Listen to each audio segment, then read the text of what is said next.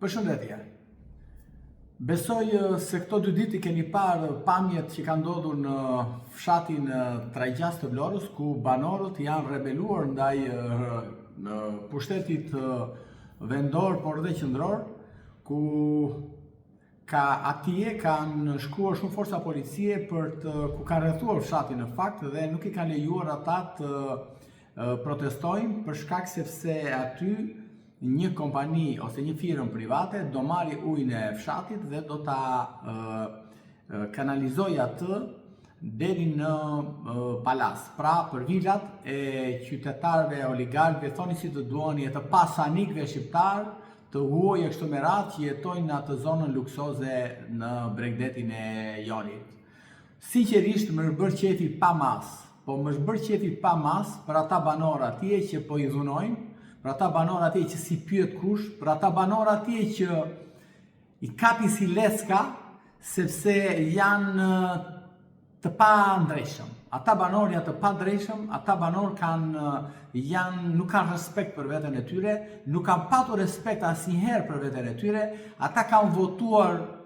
gjithmonë me zemër dhe jo me tru, ata janë manipuluar prej kohësh, pra që në 24-25 nga partia në pushtet, dhe kështu që ata e meritojnë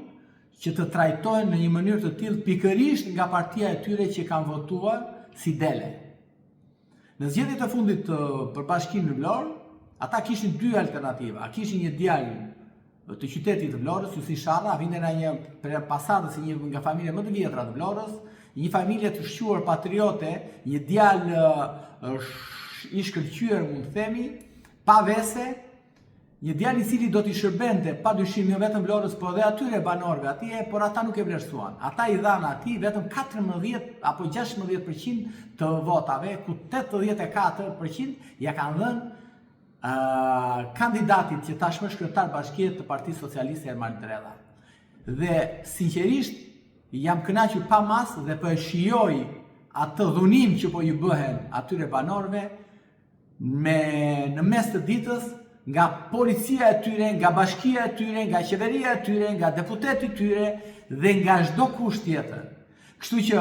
kështu e meritojnë të gjithë ata njerëz që votojnë si dele me zemër dhe jo me mendje. Kështu që